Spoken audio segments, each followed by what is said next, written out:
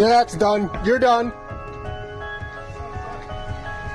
Calling the cops on yourself, writing a whole book detailing all the facts that could incriminate you. Believe it or not, these are actual criminal cases. And whether or not it was the pressure of extreme situations surrounding a crime making them unable to use their full intelligence, or maybe it was just some terrible criminal ideas and skills, these people are going down to pass in history as the dumbest criminals of all time. Hi, we're the two dumb that got caught trying to bring stuff to your order, and all your cops just drive around with like a bunch of jack wagons. Some people can't hold their liquor, and some others can't hold their drugs. Now imagine you successfully smuggle a lot of drugs on this road trip across the US state lines. You end up calling the cops on yourself in the middle of that trip because your marijuana-induced paranoia starts to kick in, and things are getting cold, and you just want to get somewhere warm. It may sound like a plot of a bad stoner comedy, but we swear it's a real-life case, and the 911 calls that prove it are nothing but hilarious. The stoners in question were 23-year-old Holland Sword and 22-year-old Leland Ayala Doliente. These two geniuses with no previous criminal history were driving from Las Vegas to Montana in 2007, carrying a whopping 20 pounds of marijuana in their trunk. Everybody's heard what happens when you get high on your own supply? No? Well, apparently they hadn't either because they were high as fuck testing their weed batch as they traveled. I just would like you guys to end it. If you could help me out with that, we'd like to just get on with it. You got caught doing what? This product must have been really good, or maybe it was really bad. We don't know. But anyways, the dreaded paranoia set in, and the guys became convinced that undercover police officers were tailing them. They didn't see a single siren or a police officer, but their minds played nasty tricks on them until they felt so pressured by the rest of the cars on the road, they just wanted out of this non-existent movie playing only in their heads. The 911 dispatch officer can't believe what he's hearing. No one has really caught him yet. In fact, no one has even realized they smuggled drugs. They could have made it home all the way from Las Vegas to their place in Bozeman, Montana, but instead they pulled into a gas station in Rexburg, Idaho, and decided to turn themselves in and call off the supposed police pursuit. The perplexed dispatcher tried to understand their intentions. I don't know what the deal. I was just wondering if you could help us out and defend it. Okay. Yeah. Did they call one of them? I don't know. It's getting cold out here, man. The exchange continued in a very friendly manner as the dispatcher tried to inquire if these guys were dangerous or not, but it was pretty obvious they were no menace. When asked if they had any weapons on them, Ayala Doliente laughingly explained that they only had a bunch of snacks and stuff. The guy even explained that at some point they tried to wave at the cops to call their attention and end their adventure right there, but nothing happened. Maybe because again there weren't any cops. And just like that, as if ordering a pizza, they set up a pickup place for the cops to meet them. The officers find a 20-pound stash of marijuana inside a dog cage already waiting for them outside their car, along with $567 in cash in the vehicle, and the two guys submissively waiting for him on the ground with their hands behind their heads. Holland Sword pleaded guilty to possession with the intent to deliver and received a 5-year prison sentence. The district judge was benevolent with him and suspended this judgment, placing him on probation for 5 years, with a 30-day jail sentence. Leland Ayala Doliente, however, faced a more severe fate. He was sentenced to between 1.5 and 8 years in prison after testing positive for marijuana, oxycodone, and cocaine on the day of the sentencing. So once I hung up the phone, I kind of chuckled to myself, and I just kind of shook my head, and I'm like, that really happened, huh? So, moral of the story is, Stay in school. Don't do drugs. we guess. And if you do them, definitely don't call the cops on yourself. Now, there are other things you can do to be a mildly successful felon, like making sure that you have a clear escape route after you commit a crime, and the minimum set of abilities required to get away. But of course, that's not the case for one of the most mediocre porch pirates you'll ever see on video.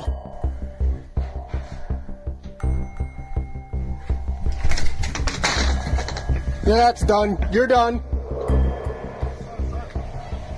Now, porch pirates are people who steal packages or parcels left by delivery companies outside of someone's home, typically on their porch or doorstep. These thieves take advantage of deliveries made by mail carriers, delivery services, or online retailers, snatching items like packages, letters, or other goods, and these people have become a regular problem in the US and Canada. Our petty genius here was trying to snatch some goods from the porch of a house in Mississauga, a suburb of Toronto, when he went through a string of misfortunes after getting caught red-handed by the house's owner. customer. Suddenly exposed, the thief's fight-or-flight instincts kicked in, and he decided to flee. His getaway ride, a super tough machine known by the moniker of Toyota Yaris, was waiting for him just a few steps away. But things quickly took a wrong turn, quite literally.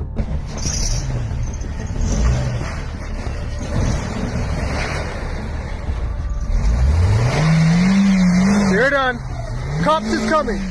We're no racing experts here, but we can for sure recommend that you shouldn't use a car with a 6-speed manual transmission as your getaway vehicle if you're not proficient enough with the stick. Sure, in Fast and Furious it looks really easy and cool, but it's more than evident that in real life it's not as cool or as hackable, and physics will always win. It's both sad and hilarious seeing this guy stuck on his way to jail. A simple snowbank was enough to stop the car and end his pirate's adventure, with his car getting firmly lodged in that ice, as the thief scrambled to escape, desperately trying to free his wheels from that bank. The resident, quick-witted and undeterred, wasted no time in taunting the would-be criminal, with sharp remarks like, You're done, you dumb. and I'll get you a shovel. the resident added insult to injury and showed how much he was enjoying the instant karma miracle. You want me to get you a shovel? I get you a shovel. As you see in these clips, this whole ordeal became involuntary comedy. Meanwhile, the resident's wife wasted no time in calling the police. As the show's bloopers continued, Peel Regional Police officers responding to the call swiftly arrived at the scene to find the thief still trapped in his snowbound predicament. The cops quickly take him into custody, and he was charged with theft under $5,000 and fraud under $5,000. The 33-year-old man from Brampton, whose name was not released to the public, certainly had a nice closure for his days as a porch pirate.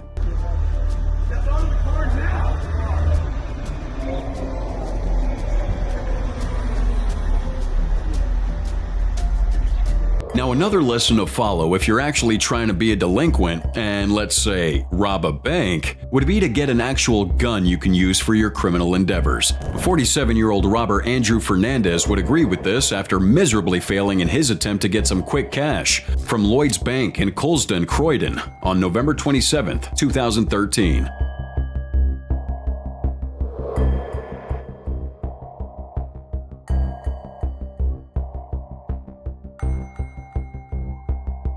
Now, this wasn't the guy's first heist, but it was the first time he would encounter some resistance. And man, things would not go well for him. James Rowley, a 34-year-old customer, was casually standing at the bank minding his own business and was having a bad mood day on his own, as he would later declare, when Fernandez walked in wearing a motorcycle helmet and apparently wielding a handgun, with apparently being the key word here.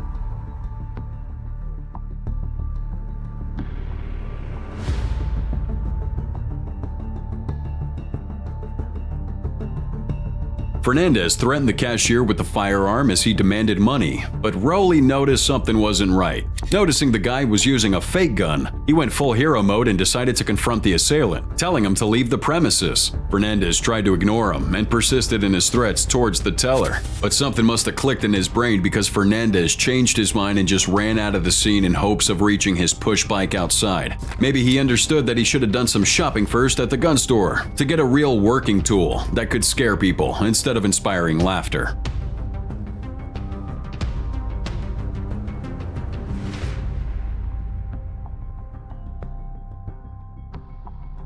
But Mr. Customer in a bad mood wasn't done yet. Little did Fernandez know that his escape would be short-lived, as Rowley, fueled by an impending sense of duty and commitment to justice, or, just annoyed at this guy's stupidity, decided to go after him and catch him as a gift for the police. With the assistance of a friend waiting nearby in a van, Rowley swiftly caught up to Fernandez, and together they managed to restrain him until cops got there. The bravery and quick actions of Rowley didn't go unnoticed, and his courageous intervention led to the recovery of the fake firearm discarded by Fernandez, which would become a crucial piece of evidence and link Fernandez to the attempted bank robbery in this case, and connect him to 2 other similar incidents in Barnet and Watford earlier that same year. Now, further investigations and court proceedings unveiled the full extent of Fernandez's Davis's criminal activities, resulting in him being charged and ultimately sentenced to life imprisonment for all his crimes. On the other hand, Rowley's selfless act of heroism earned him a widespread recognition and accolades, including a 1,200-pound Police Bravery Award and commendations from law enforcement officials. His courageous efforts were praised by Detective Sergeant David Barnfather of the Metro Police's Flying Squad, who said, The bravery of James Rowley was truly remarkable in confronting what was, for all intents and purposes, an armed and extremely dangerous criminal.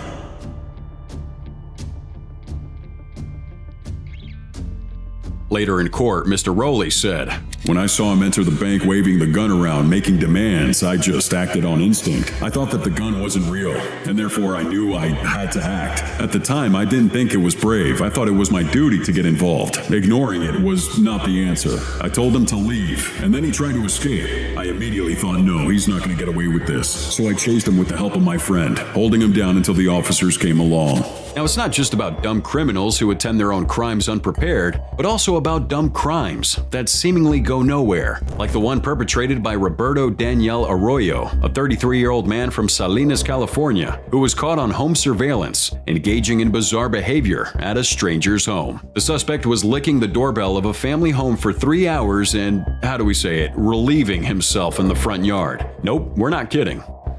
Licking the doorbell, as well as possibly performing lewd acts in the doorway of this residence. This incident occurred on January 5th, 2019 in the Rossi Rico neighborhood of Salinas. Homeowners Sylvia and Dave Dungan were out of town at the time, but their children were inside the house when Arroyo triggered the family's high-tech doorbell system, which detects movements by the front door. After reviewing the footage, the police were called and watched the video, showing Arroyo repeatedly licking the doorbell. He was also accused of stealing several extension cords connected to Christmas lights from the front yard. But let's face it, that pales when compared to the exhausting 3-hour doorbell licking routine, right? We actually have that footage that he's talking about with the guy who was going down. He's obviously being pretty perverted and weird about it. Salinas Police Commander Matt Maldonado declared, Yeah, and if we saw it, you have to see it, sorry.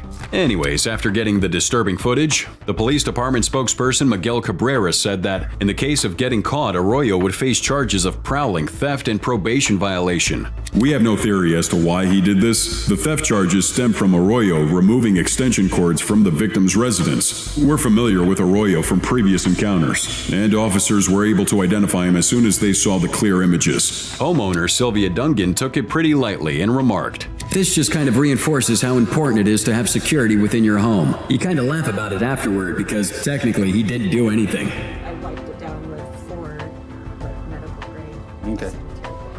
All right. Yeah, Well- but I definitely wasn't going to touch that. But the guy in our next case went way beyond being weird around his victim's house. We don't know if he was familiar with the Goldilocks fairy tale, but we can promise you that this is not the last case with literary parallelisms we'll see in this video. ไปลุกเอาไปนอนในห้องลูกสาวเฉยเลยนิ่งมากใครนี่เฮ้ย Now for this story, we need to travel to the other side of the world to meet 22-year-old Athit Kin Kunthud, a burglar from the central province of Phet Kabun in Thailand, who, according to the local news on March 22nd, broke into a house intending to rob the place. Now, we'll never know what went through this guy's head, but for whatever reason, he thought it was a great idea to take a nap inside the house he was about to rob. But of course, it was the stupidest idea. Like karma itself had engineered this curious incident, the homeowner turned out to be a member of the local police squad. Police Sword Officer G.M. Prassert of the Wichian-Buri District Police Station woke up to find this unknown man asleep in a bedroom in his house. The alleged thief presumably slept the whole night in that house since the officer discovered him in the morning. ไปลุกเอาไปนอนในห้องลูกสาวเฉยเลยนิ่งมากใครนี่เฮ้ย Can you imagine what happened here? Later on, reports indicated that the burglar had been stalking the area for a house to rob and broke into the house while the family was asleep. At 2 a.m., he decided to target Officer Prassert's home. However, fatigue overcame him and he turned on the AC before deciding to take a quick nap, which turned into a long, relaxed sleep. Have you tried sleeping without an air conditioner through a hot Thai summer night? We haven't, but it sounds like it's pretty rough, so we totally understand this man giving in to temptation. ไปเปิดประตู เปิดประตูได้นู่นข้างหลังมึง โน่นเปิดประตูเร็ว บ้านมึงไงมึงนอนเนี่ยปิดแอร์ด้วย ไปเปิดประตูเปิดประตูเปิด That was the key detail in this case, since around 2 a.m., Officer Prassert noticed the air conditioner was on in his daughter's room, which was unusual because his daughter wasn't home. When he looked under the blanket, he found the thief sound asleep. Chaos ensued as the officer shouted at him to try and wake him up. The man was obviously dazed and confused as he woke directly into his worst nightmare. No further hassle occurred since backup was called, and the dumbest burglar in history was quickly handcuffed and taken away. Fortunately for the officer and his family, Mr. At-Heat didn't manage to steal anything from the house, but he was still charged with breaking and entering. ไม่แต่ถ้าลูกเขาอยู่กับล็อกไหมล็อกคาของเขา นอนเย็นเฉยเลย And the next case shows you don't actually need to fall asleep somewhere and wait for the cops to get you. You can easily walk through life with a half brain and call the cops on yourself at any time, just like what Antoine Sims did.